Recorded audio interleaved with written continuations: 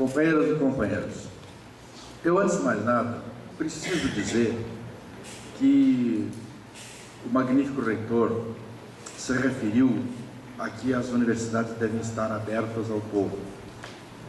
E eu quero dizer que eu concordo absolutamente com ele. Só que as universidades não estão abertas ao povo. E eu quero, por isso mesmo, congratular, cumprimentar, elogiar, invejar e outras coisas mais a Universidade Federal de Goiás. Porque realmente eu tenho experiências, e pus no plural, com a Universidade de Goiás, Universidade Federal de Goiás, UFG, dessa abertura. Não só pela turma Evandro Liz e Silva, quem eu acompanhei de longe, e estive aqui umas 2 vezes ou 3 para conversar com os alunos, mas de longe fiquei atento, observando, uma coisa excepcional no Brasil, e mais excepcional ainda nos cursos de Direito. Os cursos de Direito, se as universidades, eu estou dizendo que são fechadas, os cursos de Direito são mais fechados ainda. Pois bem, a professora Érica, a quem eu agradeço imensamente o convite de estar aqui com vocês no seminário e hoje dando esta aula inaugural, que eu vou ser bem rápido na aula inaugural, porque eu sei que depois tem outras atividades muito mais agradáveis que a aula inaugural. A professora Érica me pediu que eu desse uma aula inaugural, formal, legal, sobre as vantagens, os arranjos disso que nós estamos chamando de direitos sociais do campo. Agora, ali na mesa, eu perguntei a ela: eu preciso falar sobre isso mesmo? É esse o tema que eu preciso falar? E ela me disse: não, fala sobre o que você quiser. Portanto, a professora Érica me liberou. E ao ter me liberado, eu já tinha pensado antes, não foi agora que eu pensei, não foi na última hora, se eu tive uma ideia. Não, eu tinha pensado em falar a partir de uma perspectiva um pouco diferente. E então, mudando o nome da aula, autorizado pela professora Érica, eu colocaria: esta aula se chamaria A Usurpação das Terras e das Gentes. Porque eu acho que quando a gente trata da usurpação, e a gente entende da usurpação, entende o que foi a usurpação, o que tem sido, o que é a usurpação das terras e das gentes, a gente ganha uma profunda dimensão do que é a realidade. Mas, atenção, aumenta a nossa tristeza, nossa frustração e nossa dor de ver tanta injustiça marcada. Mas quando aumentamos a nossa dor e nossa injustiça por conhecermos da usurpação das terras e das gentes, nós aumentamos também nossa capacidade de vinculação com as outras pessoas. E, portanto, somamos a nossa dor à dor das outras pessoas. E quando somamos dor com consciência, somamos esperança. E por isso, quando nós tomamos conhecimento da usurpação e aumentamos a nossa dor, devemos aumentar também a nossa esperança. E a nossa esperança só aumenta se tivermos perspectiva de luta. E eu estou dizendo isso, e ao dizer essas coisas, eu me lembro de 2 camponeses. 2 velhos camponeses. 2 camponeses que estão inscritos na história da América, às vezes mitigados, não como camponeses. Às vezes como heróis, às vezes como bandidos. Mais vezes como bandidos do que como heróis. Estou me lembrando de 2 nomes camponeses meio índio, que representam exatamente o conhecimento do que foi a usurpação das terras e das gentes na América Latina. Estou me lembrando de 2 nomes, distantes para nós brasileiros, mas às vezes presentes em nossa historiografia. O primeiro, menos conhecido, Tupac Katari, que fez os levantes contra o Império Espanhol nos Andes. Tupac Katari foi um extraordinário inca que tentou, no século XVIII, derrubar o Império Espanhol. Tão simples assim. E por que ele queria derrubar o Império Espanhol? Porque haviam sido usurpados as suas terras e as suas gentes. E o outro nome, muito mais conhecido, apesar de sempre ter um bordão bandidagem ao lado dele, sempre a historiografia querer nos contar que ele era mais bandido do que camponês, é o grande herói mexicano chamado Emiliano Zapata. Zapata era um camponês, Zapata era um índio, e Zapata começa a sua luta exatamente no século XX, para demonstrar e ao mesmo tempo defender as terras comunais que estavam ainda sendo usurpadas de suas comunidades e a própria sua identidade de camponês e índio sendo usurpada. Portanto, a usurpação, terras e gentes. Esses dois nomes são apenas exemplos. Se eu tivesse a capacidade, o conhecimento, a sabedoria de pronunciar cada nome de camponês ou de índio que nesta América lutou contra a usurpação das terras e das gentes, nós provavelmente ficaríamos não até o fim da noite, mas até o fim deste curso de especialização, apenas citando nomes. Não vou fazer isso, e não vou saber porque não sei todos os nomes, não é só porque os incomodaria muito. Mas vamos lá.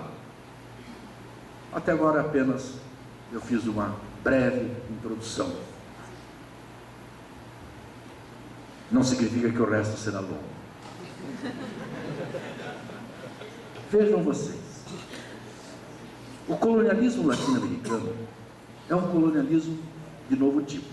Bom, eu estou falando do novo tipo, estou falando de 1500, eu estou falando do século XVI, mas eu estou falando do novo tipo porque não havia antes um colonialismo desse jeito. Vejam só o que fizeram nossos ancestrais da Península Ibérica, portugueses e espanhóis. Vieram para cá com um colonialismo que ao mesmo tempo era o colonialismo trazendo uma ideia de acumulação de riqueza fantástica e de outra forma aprendendo a acumular riqueza de forma fantástica. Aníbal Quijano diz assim: em 1492 nasceu a América colonial, portanto nasceu a colonização da América, nasceu a Espanha e nasceu o capitalismo. Na verdade, é este tipo de colonialismo que se fez na América que deu possibilidade da Europa acumular tanto dinheiro, tanta riqueza, tanto ouro, que virou o capitalismo. Portanto, aquilo que Marx nos ensinava, dizendo que havia uma acumulação primitiva, nada mais fez a acumulação primitiva do que o colonialismo da América. E o que é o colonialismo da América? Da América Latina, não da América do Norte. A América do Norte é outra conversa que nós teremos outro dia. O colonialismo da América Latina se baseia em duas coisas fundamentais. Primeiro, a destruição da natureza. Segundo, a destruição das gentes.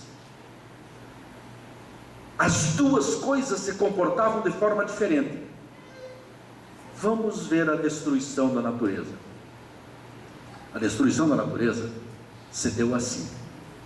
Da América, a Europa levou os grandes produtos que mataram a fome daquele continente.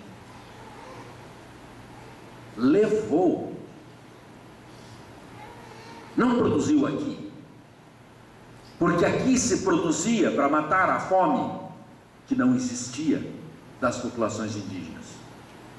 Que produtos são esses? Primeiro, a batata.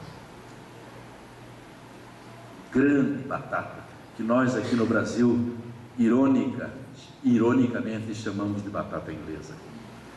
A batata foi o grande produto roubado da América para a produção internacional e para matar a fome da Europa. Mas não foi só a batata. A grande invenção, a grande semente, o grande cultivar que a humanidade conheceu foi produzido na América Central e se chama milho. O milho é o segundo, e tão importante quanto o primeiro. Mas não se iludam pensando que a Europa só roubou o milho e a batata. Também lá se foi o cacau e o fumo. Boas coisas. Claro que não era só alimento, também a diversão seguiu. Mas para isso, reparem, não desenvolveram os processos produtivos americanos para produzir batata, que já estavam, de resto, muito desenvolvidos e não precisavam mais nenhum passo feito pelos incas, nem desenvolveram o milho. Ao contrário, aqui na América, o que a Europa, a Península Ibérica veio produzir foram coisas não americanas. Cana-de-açúcar, café. E para produzir cana-de-açúcar e café, repare, era fundamental destruir a natureza. E a natureza foi destruída. As plantas que concorressem com a cana-de-açúcar, principalmente, teriam que ser destruídas.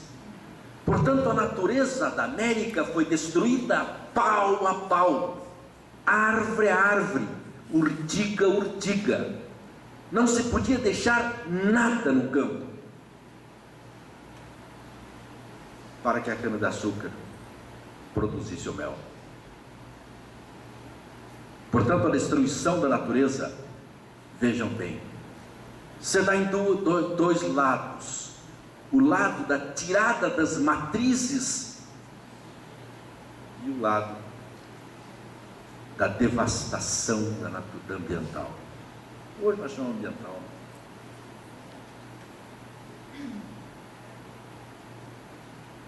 Vejam vocês, eu tinha esquecido, nos meus bons produtos tirados da América, eu esqueci de um deles, que não está nem no matar a fome, nem no prazer exatamente. É o intermediário, que aliás a Itália fez dele um bom uso, que é o tomate. Portanto, eu tinha 5, ficou com 4, depois eu disse, mas estava me faltando um. Levado o tomate, o milho, a batata, o cacau, o fumo, o resto podia ser destruído. E o resto foi destruído. Não tiveram tempo de destruir tudo, felizmente, sobrou algumas coisas, que depois da independência, o capitalismo continuou a destruição. Mas é outra história. E as gentes? E as gentes? Bartolomé Las Casas, um frade que viveu quase 100 anos, todos eles voltados para a defesa dos índios do sul do México, bispo de Chiapas.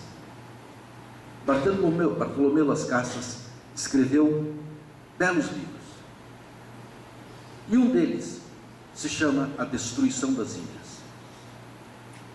E a destruição das Índias, na verdade, devia se chamar A Destruição dos Índios, porque o que ele conta é tão dramaticamente horripilante que não necessitamos sequer conhecer a história da destruição das gentes.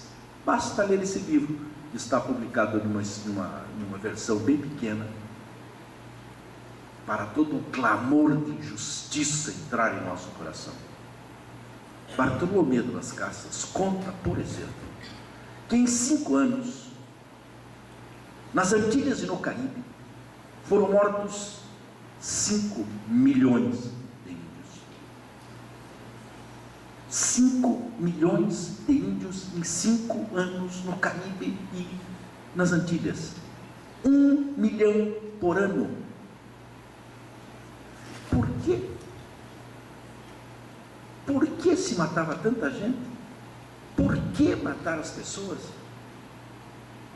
Qual é a razão, qual é a lógica de se chegar numa colonização e ir matando gente?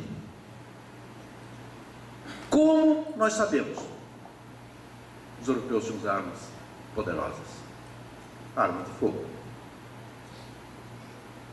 Mas por que nem Bartolomé de Las Casas, que viveu lá naquela época, é capaz de nos explicar por quê? Mas nós sabemos por quê. Nós sabemos por quê. Por quê? Para poder destruir a natureza. É tão simples assim. Agora, como é que é? Eu acabo de dizer que os ibéricos vieram, roubaram o tomate, roubaram o milho, e plantaram cana. E por que mataram os índios? Por que não pegaram os índios e não escravizaram e fizeram, ou simplesmente contrataram? Quem sabe já o capitalismo podia estar nascendo, então contrata os índios, dá um salarinho bom e tal, eles vão produzir cana de açúcar. Porque se negaram. Porque não aceitaram a escravidão. Porque não podiam aceitar a escravidão. E mais, porque era necessário destruir as gentes que tivessem identidade com a terra. As gentes que tinham identidade com a terra não produziam sobre escravidão aquilo que não era, lhes era pertinente. Nós só conhecemos escravidão ou servilismo na América quando os europeus conseguiram fazer com que os índios produzissem o que já produziam. E reparem que coisa estranha, não era batata, nem milho. Na verdade, a servidão indígena se dá na América para os índios mineiros e para alguns extratores de castanha do Amazonas. Para escravizar uma pessoa, é necessário romper todos os seus laços de solidariedade, de amizade, de cultura, de identidade com a terra. Por isso foram buscar escravos tão longe. A história da escravidão é a história da outra destruição. Destruídos os índios, destrói-se os escravos. Agora repare, os escravos vinham de Benin, hoje nós chamamos de Benin, vinham do Congo, hoje nós chamamos de Congo, vinham da Nigéria, vinham do Gabão, de povos às vezes parecidos, às vezes diferentes, de povos que às vezes falavam a mesma língua, às vezes não, mas a escravidão se deu ao trabalho de juntar todos numa ilha chamada São Tomé, escravidão portuguesa, o tráfico português especialmente, e ali misturá-los, romper os laços de amizade, romper os laços de hierarquia, romper os laços de religiosidade e até de família. Melhor se pegasse um homem com uma mulher desconhecida e com um filho de terceiro.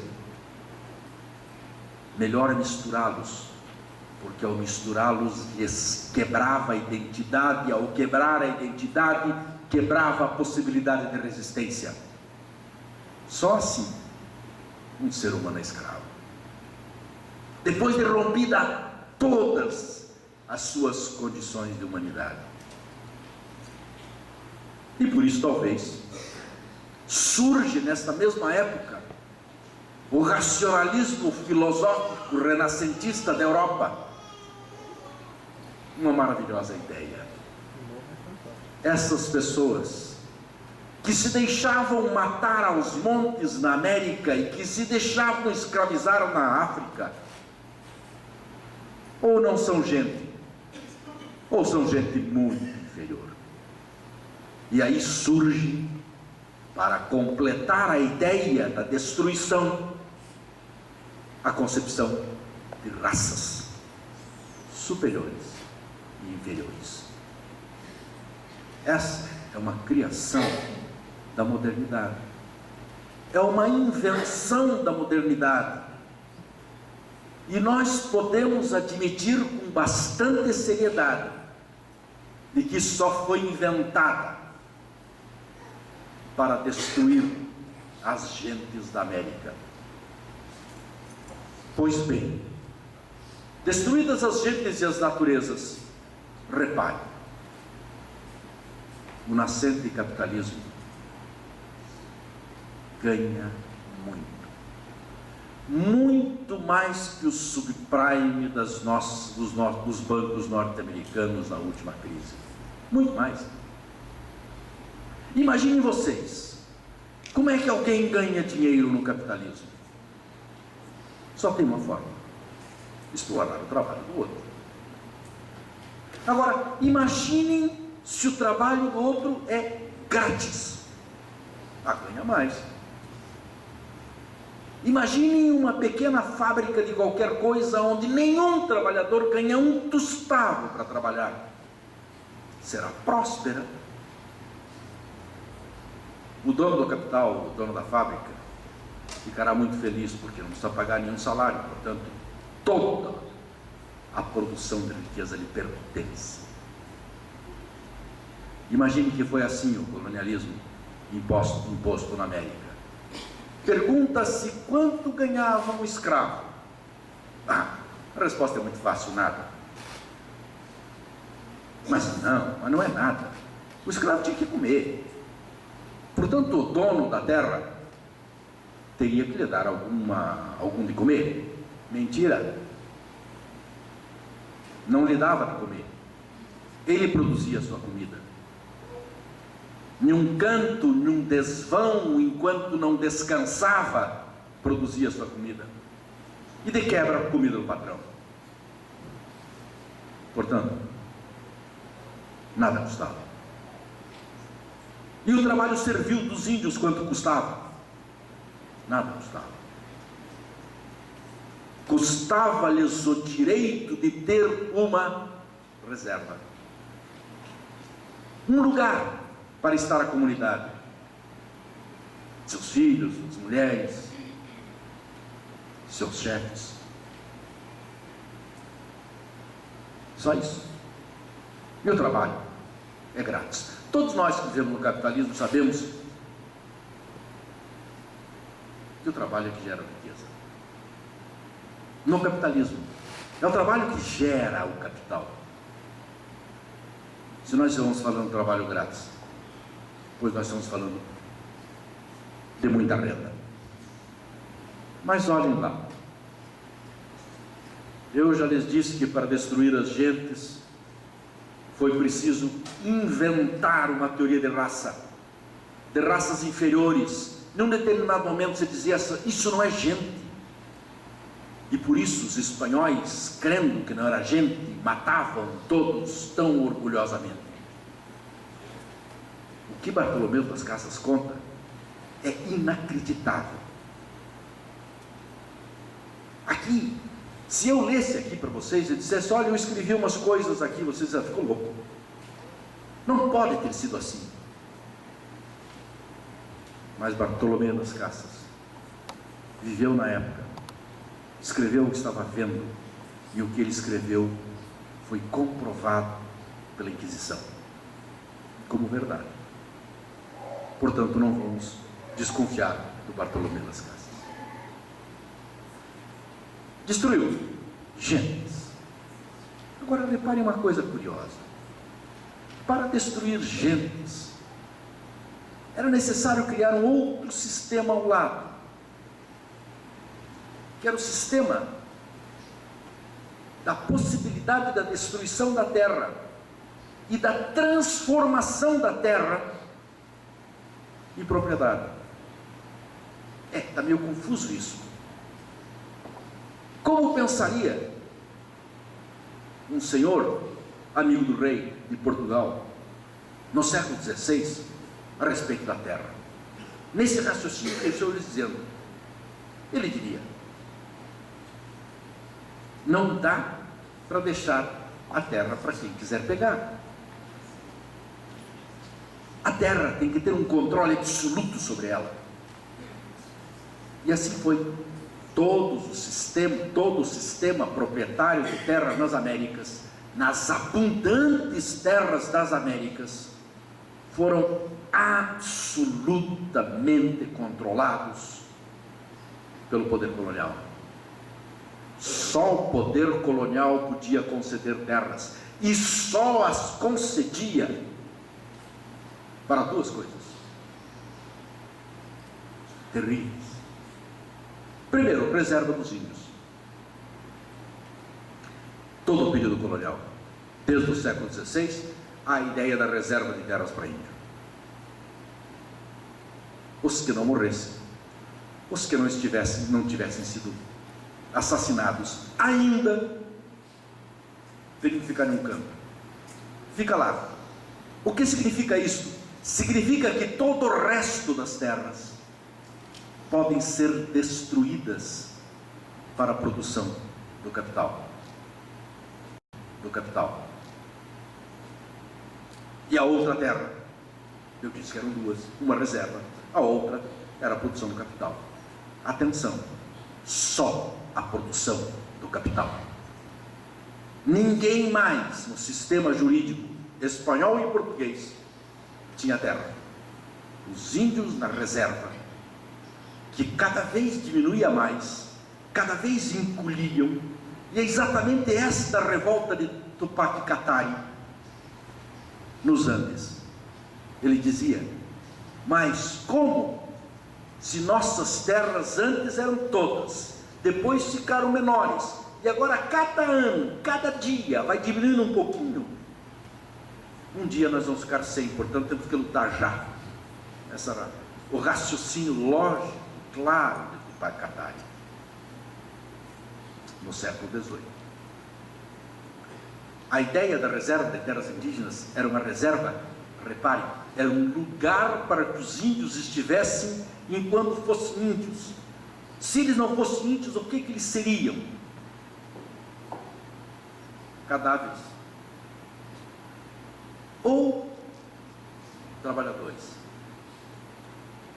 na agricultura. Mas nós vivíamos num tempo em que os trabalhadores não ganhavam nada, em que os trabalhadores eram escravos. Portanto, a opção dos índios era ficar na reserva por enquanto, morrer ou ser escravo. Não temos notícia de que alguém tenha optado por ser escravo. Não há na historiografia brasileira nenhuma menção a isso. Alguns escravos indígenas foram escravizados, mas não porque optaram ao invés de morar nessas reservas que eles estavam amargando.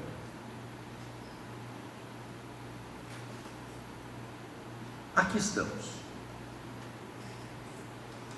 Na América se repartiu as terras desta forma. E sempre que se precisou mais terras, se avançou sobre as terras que eram reservas. E se empurrou os índios para um pouco mais longe. Repare, reserva para índio não significou nunca o lugar onde os índios estavam. Sempre significou um lugar para que os índios fiquem. Portanto, não necessariamente aonde eles moravam antes. Vá embora. Bom, O mundo não é tão simples assim nem para os capitalistas. É essa acumulação de riqueza brutal que possibilitou a construção do capitalismo na Europa. Muito bem. Mas o mundo não é tão simples. Apesar do rei de Portugal, o rei da Espanha, quererem a todo custo que houvesse só esses 2 pedaços de terra, umas reservinhas e outra para produção, não acontecia assim. Não aconteceu assim. E outras gentes, e outros índios, não aceitaram as reservas e foram lá para dentro. Saíram do sistema. Repare, e todos nós sabemos que é muito fácil sobreviver quando se está sob uma terra fértil. Principalmente se você conhece alguma coisa da terra.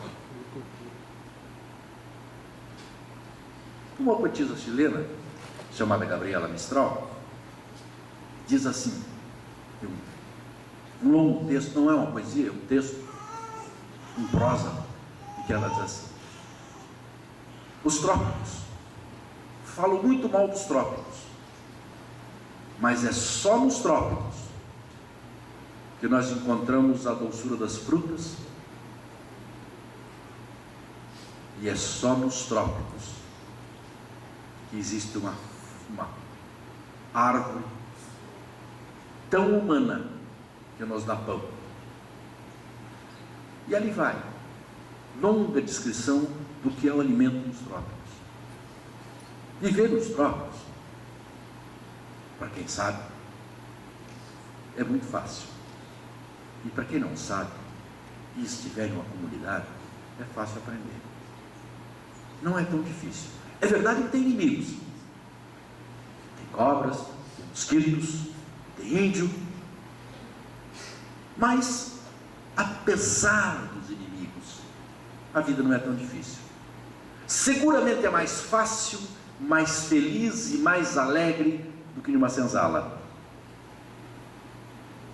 Por isso, durante todos os 500 anos de dominação, os 400 anos de escravidão, se formaram comunidades no interior da América, as mais diferentes,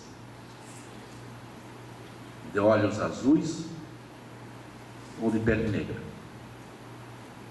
E essas comunidades conseguiram funcionar, existir, viver diretamente ligado à natureza. E é hoje o que nós chamamos de populações tradicionais, mal chamadas de populações tradicionais, porque nós não temos um nome melhor, então chamamos de populações tradicionais. Enquanto isso, a terra que era ocupada, mordida, mastigada, destruída pelo capitalismo nascente,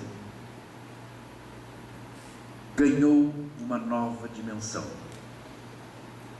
Passou a se chamar propriedade.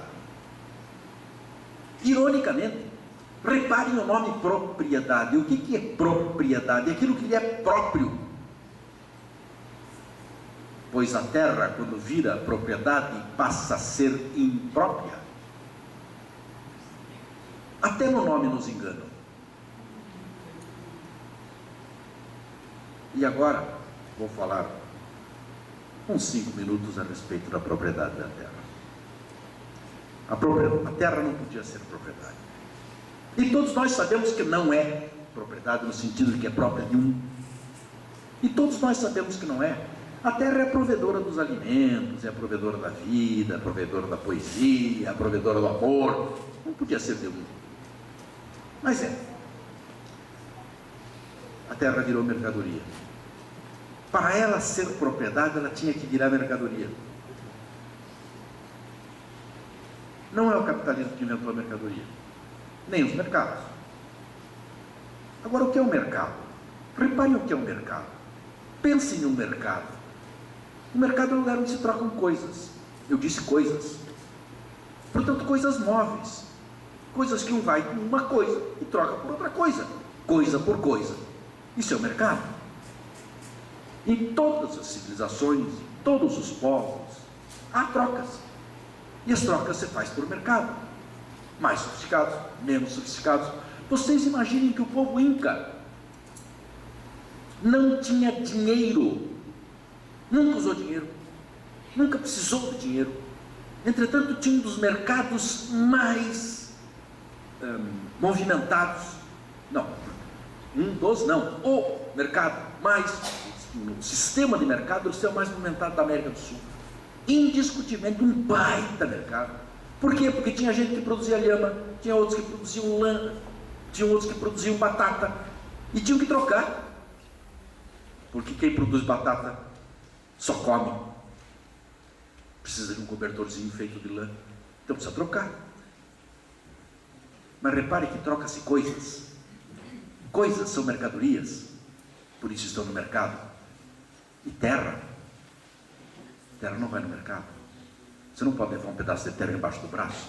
Aliás, até pode, mas daí para trocar um pedaço de terra, talvez você vá fazer uma argila, então você vai ter um tipo de terra. Vejam que coisa curiosa. O sistema jurídico, no começo do século XIX, inventou a propriedade da terra. E ao inventar a propriedade da terra, disse que a terra era um bem imóvel, material. E é mentira. Realmente é imóvel, porque a terra não sai de lá. Mas o sistema, para fazer da terra propriedade, teve que transformar a terra num documento móvel. O que vale da propriedade, desta propriedade que o sistema jurídico construiu, é uma mercadoria vendável no mercado a partir de um documento. Por quê?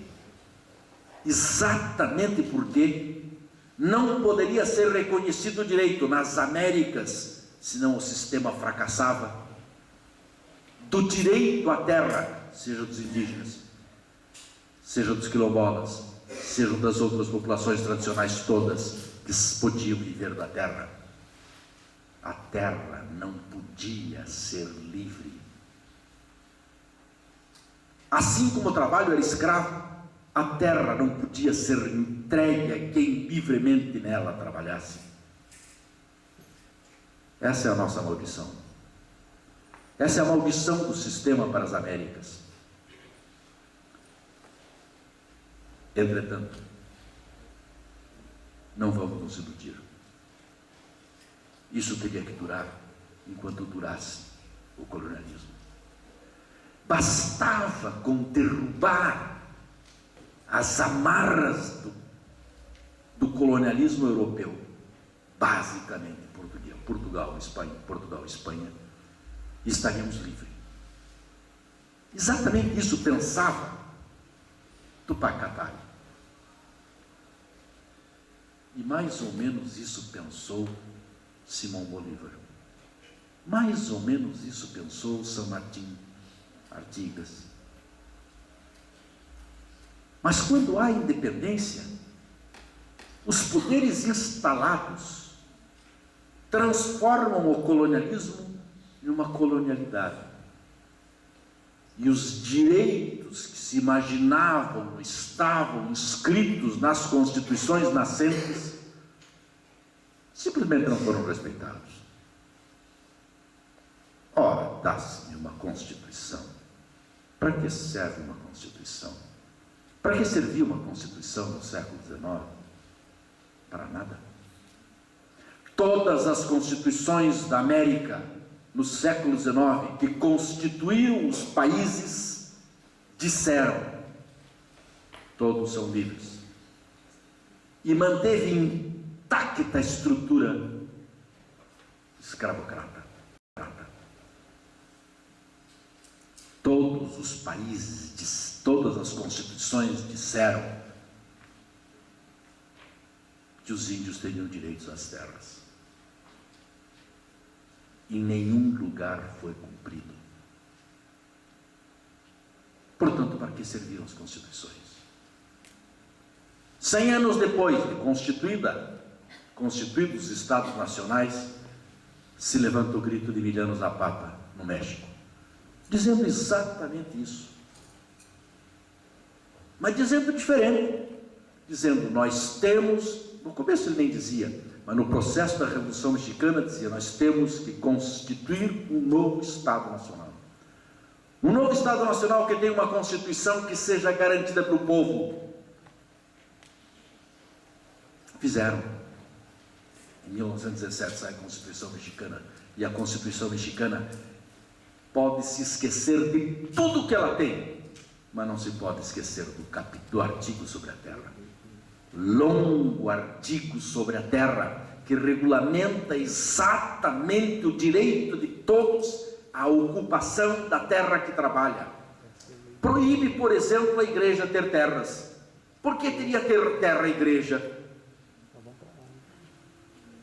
Proíbe as companhias, as pessoas jurídicas de terem terra.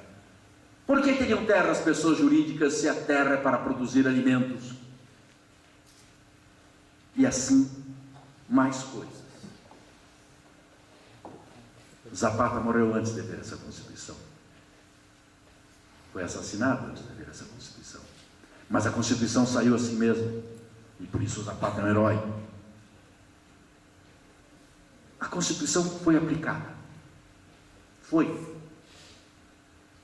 Só que o grande irmão do Norte, Estados Unidos da América, não reconheceu o governo do México enquanto não fosse alterada a Constituição. Está certo, né? Onde já se ter uma Constituição é do ladinho. O México não alterou a Constituição, mas mudou a forma de governar. E simplesmente foi parandinho de aplicá-la. O México precisa de uma nova Constituição. De Tupac Katari, 200 e quase 250 anos atrás, a Bolívia agora tem uma nova Constituição. A nova Constituição da Bolívia garante terra a todos, especialmente a quem trabalha, a quem usa a terra, a quem está na terra. E além disso, garante que esta terra não será destruída, porque para a terra, na terra, haverá um bom viver. Todos nós olhamos para a Bolívia e vemos a dificuldade que se tem de colocar em prática aquela Constituição. O povo conseguirá, mas só o povo conseguirá. Não podemos esperar nem que o Estado, muito menos que as Forças Armadas, nem o Judiciário, muito menos o Judiciário, nem ninguém consiga fazer que uma Constituição de bom viver seja implantada, se não for implantada pela própria mão do povo. E está sendo implantada a partir da ideia quase lúdica, quase infantil, de se dizer assim: a terra não é uma mercadoria. A terra não se compra, não se vende.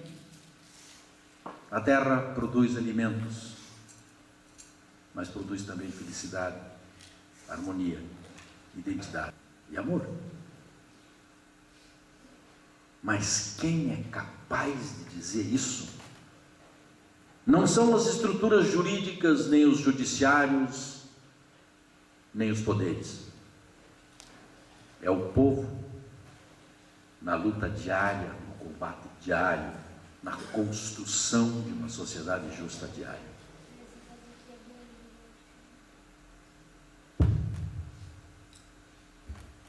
Eu lhes queria falar mais de algumas coisas, muitas coisas. Queria lhes contar, por exemplo, como é que se estruturaram na América alguns países sem Constituição. Como é que outros conseguiram ir formando, realizando, concretando o que hoje nós temos, por exemplo, na Bolívia. Mas seria uma história longa. E essa história longa, provavelmente, vocês vão tendo daqui, nesta vida de estudos que recomeça agora. Eu tenho certeza que este curso de especialização de vocês é para lhes dar esse conhecimento. E por isso eu digo de todo o coração: no fim deste curso, vocês estarão mais tristes, porque conhecerão mais injustiças. Mas no fim desse curso, terão mais armas para combater pela justiça. Muito obrigado.